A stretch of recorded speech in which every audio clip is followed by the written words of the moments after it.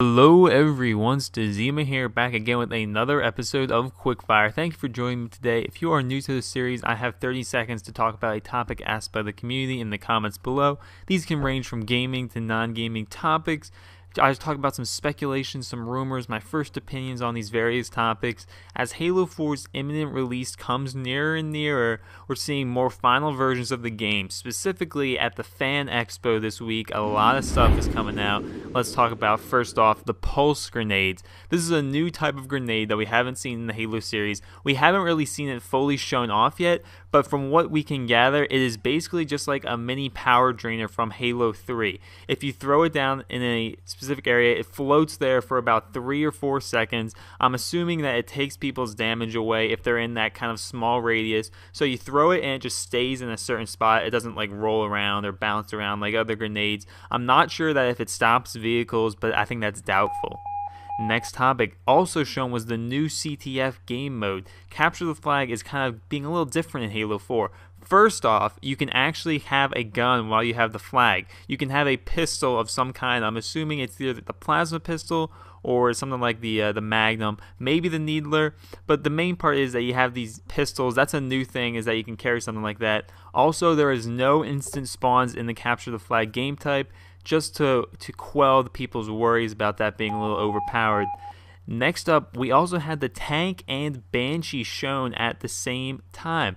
Now, what's really interesting about the Halo 4 vehicles, I think, is that from what I've seen, they really seem to handle a lot like the Halo Reach vehicles. They really seem to kind of have the Halo Reach genes kind of inherited into them, whereas the Halo 3 vehicles are much different than the Halo Reach vehicles in terms of how they kind of maneuvered. I think that the Halo 4 feels more like Halo Reach. Next topic, also revealed, was a new map called Exile. Now, this is a big team battle map, much like Longbow, and the interesting thing is that 343 has revealed 2 big team battle maps and then 2 smaller maps. The biggest problem with Halo 4 will be the fact of the maps, just like Halo Reach. Halo Reach failed because the maps were not good, and from what I've seen from Halo 4, I'm a little woozy about the maps. I haven't seen a really standout, memorable map like we've had in past Halo games.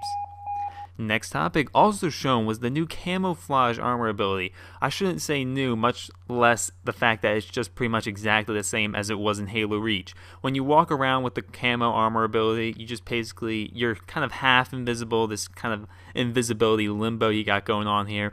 So it doesn't act too differently. It is an armor ability, it is in the game. That's the main thing here, and that you can choose it, put it in your loadout, you know, customize all that stuff, sprint with it on maybe. I don't know if you can sprint with it actually. That's a good question.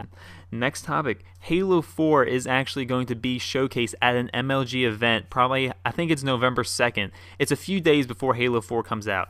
Now that might be a good sign for the Halo MLG scene, but I'm not surprised just to think that it might just be like a publicity event for the Halo series. They get at like a big ticket MLG event, they play it, it's a few days before the game comes out, get people hyped up to buy Halo. It's not a guarantee that Halo is going to stay in the MLG circuit.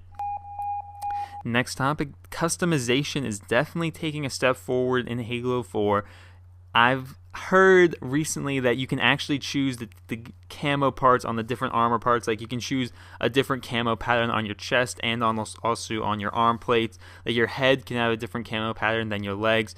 A lot more armor pieces that you can choose from, so you're going to have a lot more customizable stuff. You're going to have a bigger variety of Spartans. Hopefully people won't just choose the same things. Next topic, we also have to talk about the Auto Sentry. I'm sorry I did not know much about the Auto Sentry, but from what I have heard, it is pretty powerful. You lie it down, it stays in place, and it just guns people down. From what I've heard from Fan Expo, it is actually pretty powerful and it does a substantial amount of damage. Now that is a big deal, especially in Capture the Flag game modes, because if someone tries to get near the flag, they can just get gunned down by a couple auto sentries. Stuff like that can really bring the game down when you have these really powerful third-party items. Speaking of powerful things, in these newer builds of the game that we've been seeing, 343 has really been hard at work tweaking the certain elements. Like people have been saying Promethean vision doesn't last as long anymore, and like the sprint is this way, and all these different things. 343 fixed the button configurations, so 343 definitely has a feel of what needs to be weakened and what doesn't in the builds that they're making. So I won't be surprised if the auto sentry is significantly weakened before the release date comes. Next up, we have to talk about later this week, Hearthfire for Skyrim comes out. That is a new DLC package. I am going to be doing videos on that. It's a small DLC. It's only $5. I'm going to be doing a lot of videos on that, showing you guys what it's all about. It's not really warranting a full Let's Play on it, but there's going to be a lot of videos on it, like this is how you do this and this is that. It's going to be me playing through basically how to do all the different aspects of the new DLC, so look out for that on Tuesday. And lastly, August just ended, and what I've been playing from August, let me tell you guys what I've been playing. First off, Counter-Strike Go came out late in the month.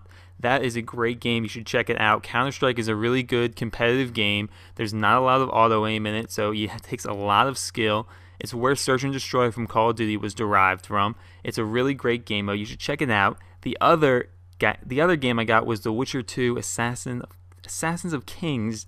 I haven't really played that into that yet, but I have heard really good things about it. I'm excited to play the rest of it, and that's all the time I have for this week, guys. Thank you so much for joining me. As usual, check back next week for our new episodes. Whole bunch of new videos coming this week. Let's Plays, commentaries, quick fires, all the likes of that. Thank you guys so much for joining me. Leave a like, leave a comment with your topic that you would like to see me talk about, and I will see you guys next time.